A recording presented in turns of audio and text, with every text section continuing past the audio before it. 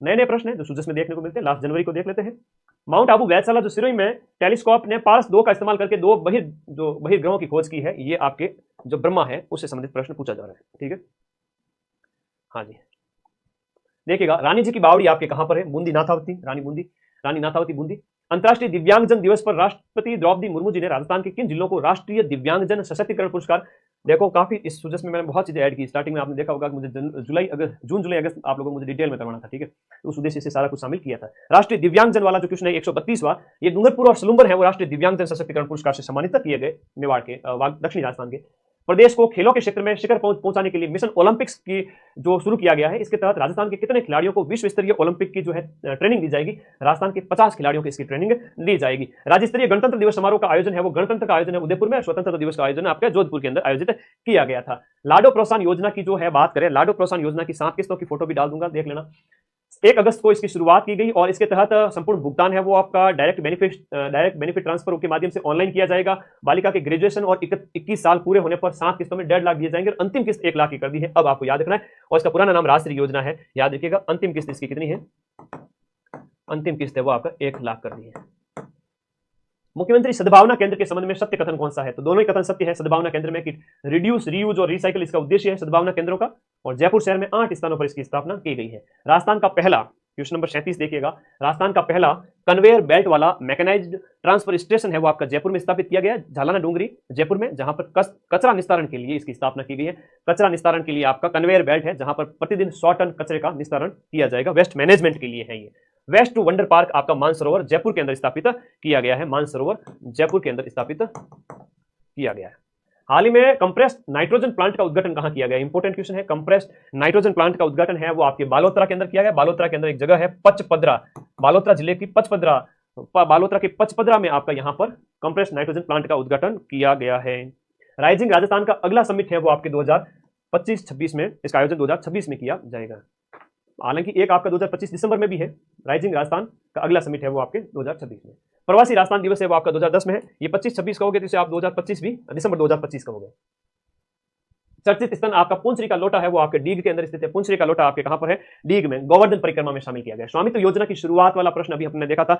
स्वामित्व योजना की जो शुरुआत है वो आपकी 24 अप्रैल 2021 को की गई थी। फिर देखिएगा आपका देश में पहली बार कृत्रिम गर्भाधान के माध्यम से जो गोडावण की बात कहे तो उसके चूजे का जन्म जैसलमेर के सम में हुआ है।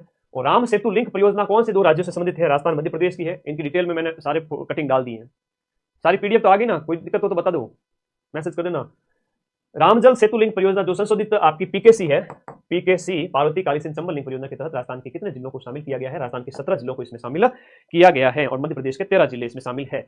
पार्वती कालीसिंध लिंक योजना, पार्वती कालीसिंध चंबल पूर्वी राजस्थान नहर योजना के संबंध में गलत कथन का चयन करो तो 22 जनवरी 2025 को, है ना, 22 जनवरी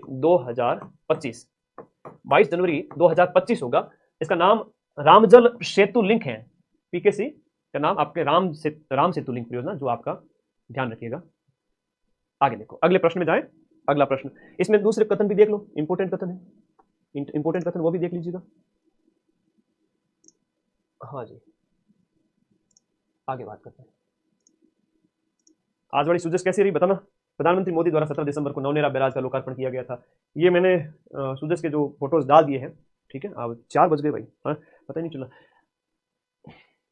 राष्ट्रीय दिव्यांगजन पुरस्कार 2024 के तहत सुगम्य भारत अभियान के क्षेत्र में सुगम्य भारत अभियान के किस जिले को पुरस्कृत किया गया? सुगम्य भारत अभियान के क्षेत्र में कौन से जिले को लाभान्वित ये अवार्ड दिया गया? डूंगरपुर जिला प्रशासन के द्वारा नो वन लेफ्ट बिहाइंड के तहत डूंगरपुर जिला प्रशासन के द्वारा आपके सलुम्बर जिले को इसमें सम्मानित किया गया। राजस्थान सरकार द्वारा टीएसपी फंड को 1000 करोड़ से बढ़ा करके टीएसपी फंड है वो अब कितना कर दिया गया है?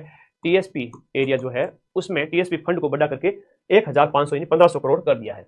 राजस्थान सरकार द्वारा जैविक कचरा के मैनेजमेंट के लिए अत्याधुनिक बायो सीएनजी संयंत्र है वो कहां स्थापित किया गया?